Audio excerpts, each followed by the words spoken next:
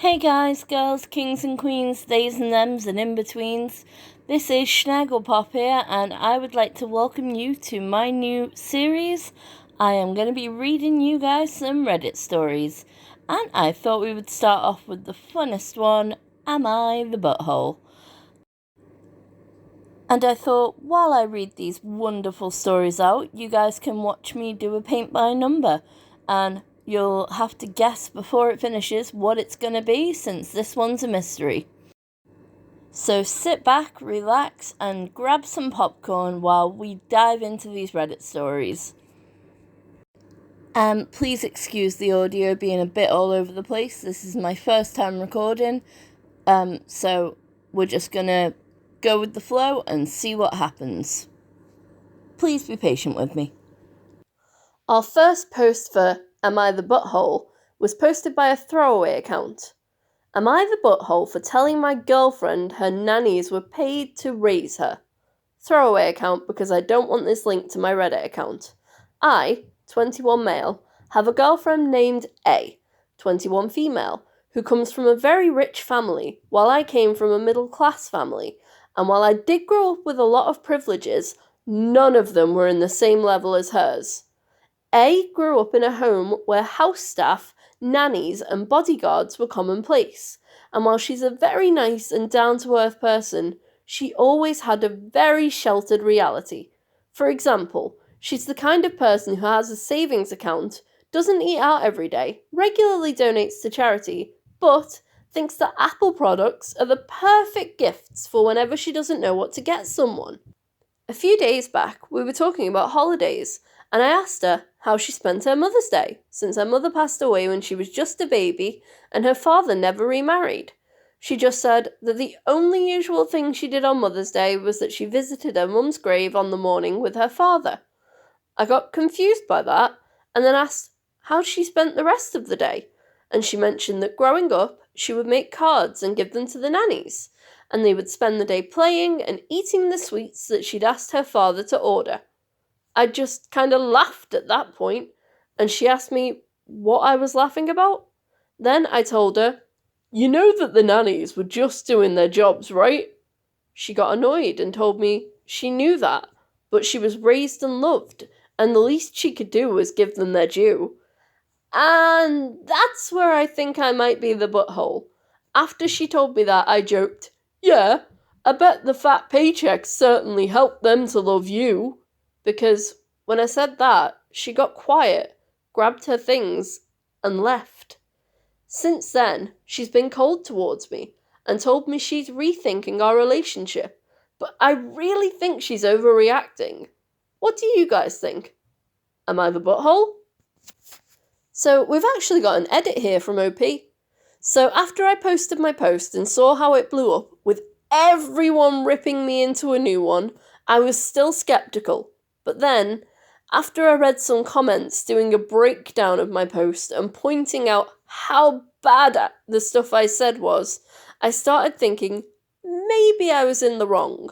Then I started receiving messages from many actual incels saying they agree with me. After those messages, I saw, yeah, I'm the butthole. I went and apologised to my girlfriend, told her I was being an ignorant, spiteful, malicious dumb butt, quoted from some of you guys, lol, and that I want her to know that what I said was bullish, and that even if she never forgave me, she should know I was just being a jerk for the heck of it, and she did absolutely nothing wrong. She told me that she knew I was speaking out of my butt and forgave for what I said, but decided to dump me anyway. If things go well, we'll still be friends, but if not, at least we're parting ways amicably. She said she'll be fine, she'll go and spend some time with her father back at home for a while. I decided to stay single until I sort out my own issues, and that's it. Believe it or not, I read every single reply and saw how wrong I was about nannies, and by default, all care workers. I won't justify what I said, because I think it would be a cheap attempt to erase away that I was a grade A, see you next Tuesday, and I will apologise anyway. Sorry for being an ignorant, dismissive, dehumanizing, classistic jerk who dismissed the emotional aspect of these types of jobs. No one has to forgive me, but I want to apologize anyway. Well, thank you all for the input and insults. I very much needed them. OP, you are 100% the butthole here. First of all, your poor girlfriend, or should I say ex-girlfriend, and good riddance. Those people, she loved them. She looked up to them. She cared for them so much that she made them cards and bought them gifts because in her heart, those staff members were her family. That nanny, she probably looked up to her as a mother figure because she didn't have one. And for you to say that they're only in it for the paycheck, that's just disgusting. And then on the flip side of that coin, those people who helped raise her, their care workers, maids, nannies, cooks, whatever they are, they probably did love that girl with all of their hearts. I know many care workers, and especially when they have young clients, they are loving and caring, and they grow attached to the child that they're helping raise. I'm starting the butthole scale here, going from 0 to 10. Kind of like the pain scale you give when you're at the hospital. 0 being no buttholes, 10 being reserved for murderers and P3DOs, those sorts of people. For you, OP, my first ever butthole score, I give you 6 out of 10. And your ex-girlfriend gets a big, fat 0. Our next post on Am I the Butthole is by a user who has given me permission to use their post but has asked me to block out their username. Am I the butthole for not wanting to throw out the dream catcher my aunt gave me? I'm going to try and make this as concise as I can. When I was 9, my aunt died. She was my favourite person in the whole world, and I was hers. She couldn't have kids as she was very ill her whole life, and she really wanted a daughter, so she would spend a lot of time with me. When I was 7, she went to a Christmas market type thing and bought me a rainbow heart-shaped dream catcher. I still have it now, and I'm 18. I count this as the last time we spent together, because after that she got seriously ill, and we couldn't spend a lot of time together. I have a few other things of hers, but most of her stuff got sold off to pay off her debts and medical bills when she died, so the few things I do have from her are very precious to me. In a Zoom call with a friend, she noticed the dreamcatcher and asked me about it.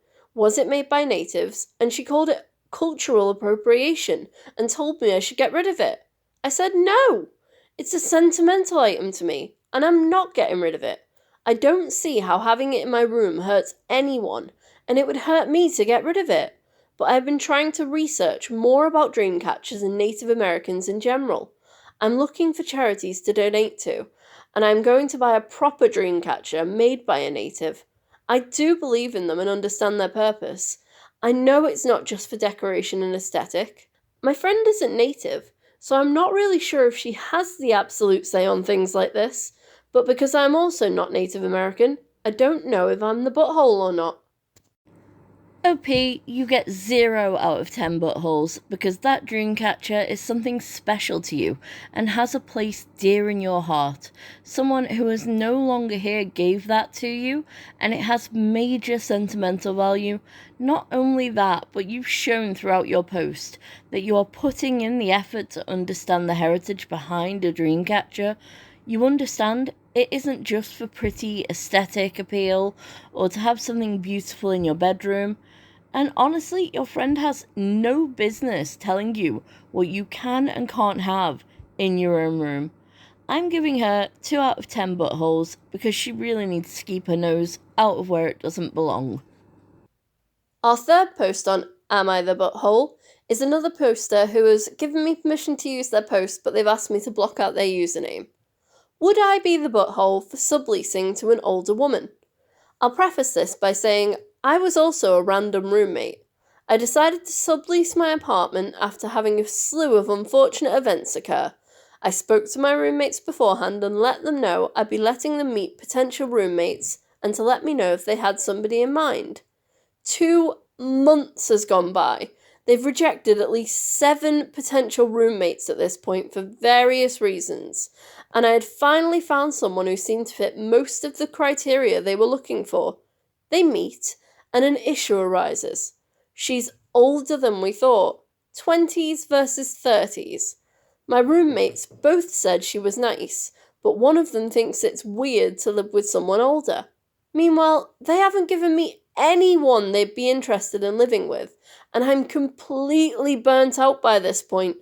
Would I be the butthole if I went forward with the older woman, even though my roommate said it would be weird? Edited to note, we're all on individual leases, so I don't actually need their approval on a tenant. I just gave them the option to make the transition smoother. Once again, OP gets 0 out of 10 buttholes. You have gone out of your way and bent over backwards into a pretzel trying to make your roommates happy. And as you've said, you're only doing it out of common courtesy. You don't have to do this, but you're trying to be a kind-hearted human being so that your roommates don't end up with someone they won't get along with. But now they're just being petty. As a woman in her 30s with friends in their 20s, there is absolutely nothing weird about someone a little bit older living in a house with younger people. I'm assuming they're worried it's going to be like living with their parents again. I mean, I've got no proof of this, but that's just my intuition speaking. At this point, I wouldn't blame you for just moving out, and they can play Russian roommate roulette. They get what they're given at this point. You have done your absolute best. They all get 2 out of 10 buttholes each. 1 for each month they have messed you around. Our final story of the day on Am I the Butthole was posted by JessBeck3839. Am I the butthole for not letting my pregnant ex stay with me even though she'll be homeless? I don't even know why I'm being made the bad guy here. My now ex-girlfriend was the one who cheated on me. Not only that, the baby I thought was mine for 8 months isn't mine either. We did that prenatal paternity test. We're still in the process of moving her into my house, so she hasn't been staying here that long. As soon as I knew, I packed the baby's stuff, told her to pack hers, and get the hell out of my house. My ex was crying the entire time because she didn't have anywhere else to go and the baby's due in a month. Her roommates had already found someone else to live in her old apartment and she's no longer on the lease. No family here either, so she really doesn't have anywhere else. But I was so angry and hurt, so I said, that's not my problem anymore. I mean, she knew there was a chance the baby wasn't mine and just let me believe I was going to be a father.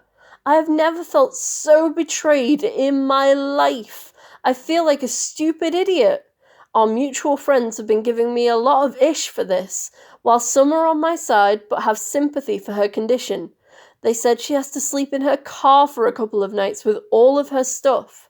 One of our friends is letting her stay on the couch, but she can't stay there long because the landlord doesn't want any more tenants. Our other friends don't have the space for her to stay because they have families of their own or live with roommates. Plus, possible COVID risks bringing someone who doesn't live into their home, so she really wouldn't have anywhere else to stay.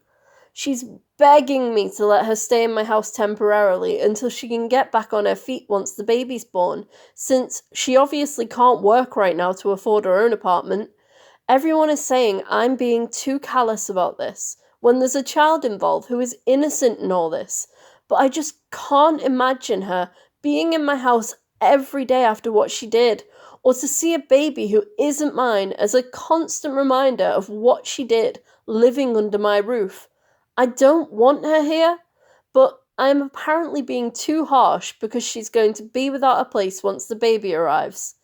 Am I the butthole?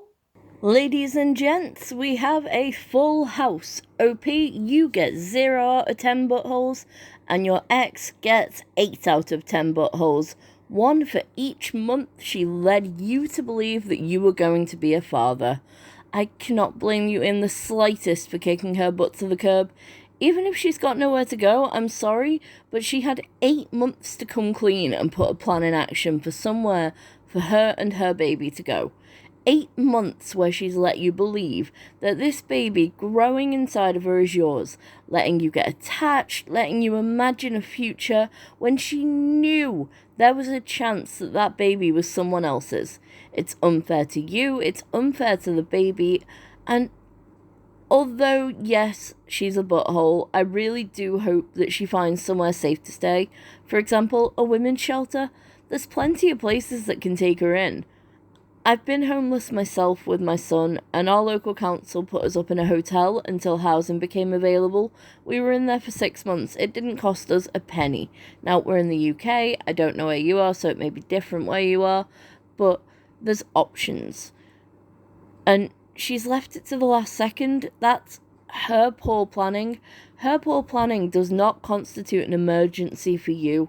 I'm sorry she has to raise her baby like this and go through this stress during pregnancy, but she shouldn't have done this to you. I'm sorry for you and everything you are going through. I can't imagine being in that position. And the family and friends who are dumping on you get 2 out of 10 buttholes each, because if it's such a big deal to them for her to raise the baby safely, then they can take on the responsibility of the cheater and her baby. It's not your responsibility, and you have the DNA test to prove it. Anyway, guys, that was our last story of the day. I hope you enjoyed listening to this as much as I enjoyed recording it. I apologise that the vocals are a little bit all over the show. I'm not sure what's gone on there, but I will improve as we go on, and I hope you enjoy my new series. If you enjoyed it, please remember to like, share, and subscribe for more Reddit videos. See you soon!